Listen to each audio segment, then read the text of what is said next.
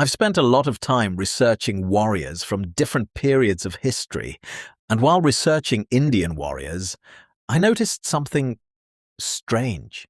India has produced some extraordinary warriors, kings who fought armies far larger than their own, commanders who built kingdoms in the middle of constant war, warriors whose names became legends.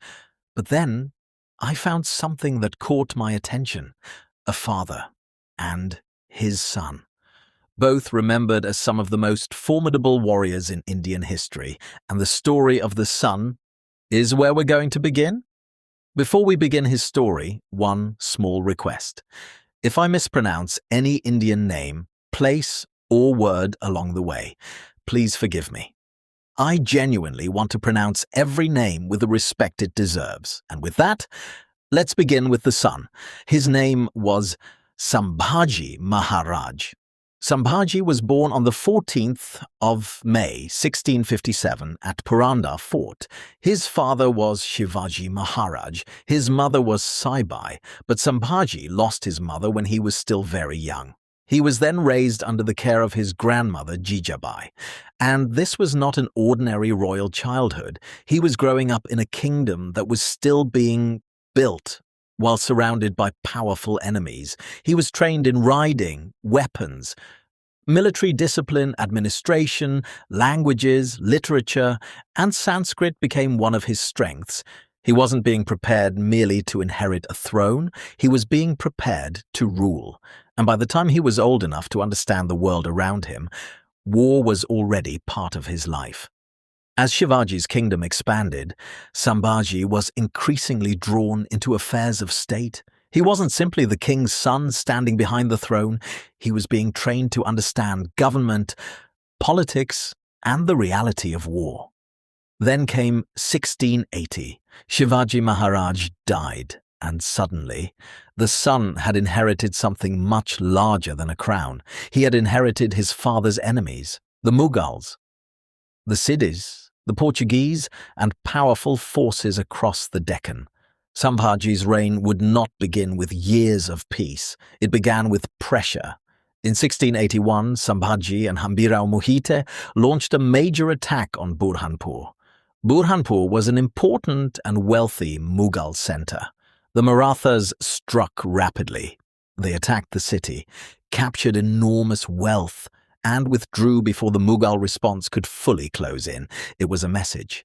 The new Chhatrapati was not going to sit behind his forts and wait. But the Mughals were only one problem.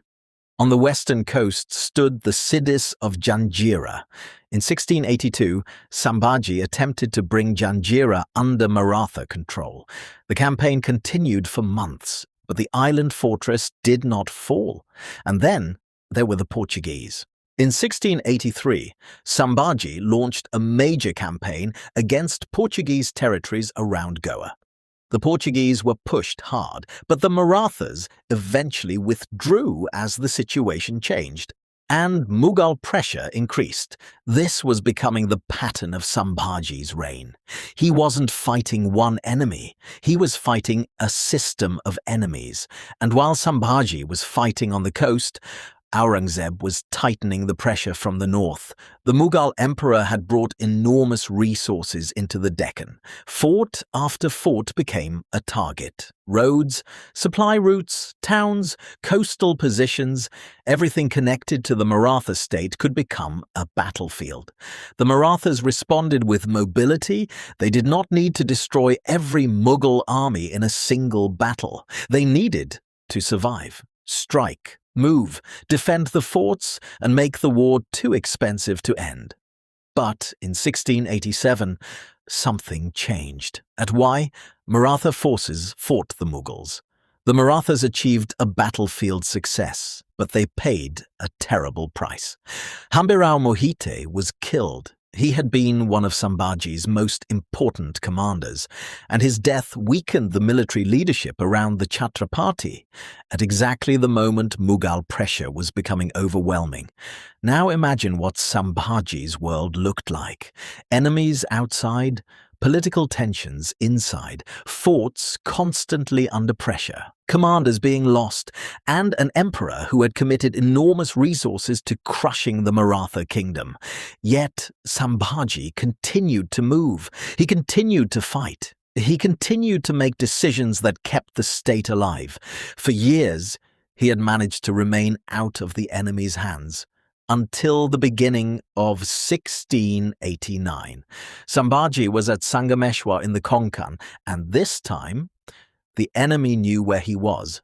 The Sirkes, who had turned against Sambhaji, had knowledge of his movements. That information reached Mughal officers. Mukarrab Khan moved rapidly. On the 1st of February, 1689, the Mughal force reached Sangameshwar. The attack came as a surprise. Sambhaji and Kavi Kailash were captured alive. The man who had spent years escaping armies had finally been caught, and this time there would be no escape. They were taken toward the Mughal camp, and when Sambhaji was brought before Aurangzeb, this was no longer a battlefield. He was a prisoner. The historical accounts describe humiliation and severe ill-treatment. The Maharashtra Gazetteer records that Sambhaji was blinded on the 14th of February, 1689. And according to some reports, the torture went further. Some accounts describe further mutilation of Sambhaji and Kavi Kailash. The exact details differ between historical accounts, but the central fact is not disputed. Sambhaji was being subjected to extreme brutality before his execution.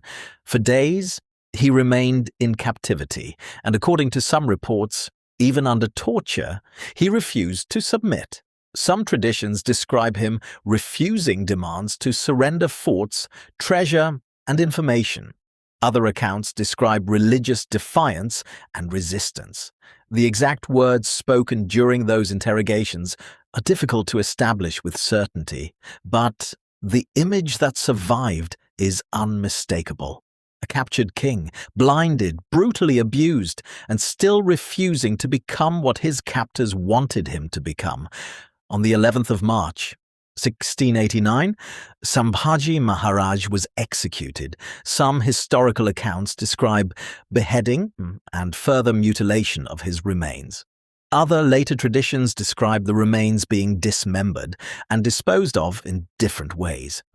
Because these details vary across sources, we should be careful about treating every version as equally certain, but whatever account you follow, the man who had spent years fighting for his kingdom was gone.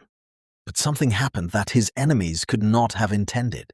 His death did not end the Maratha resistance. His brother Rajaram succeeded him. Raigad would fall later that year. Sambhaji's son would be taken prisoner, and yet the war continued.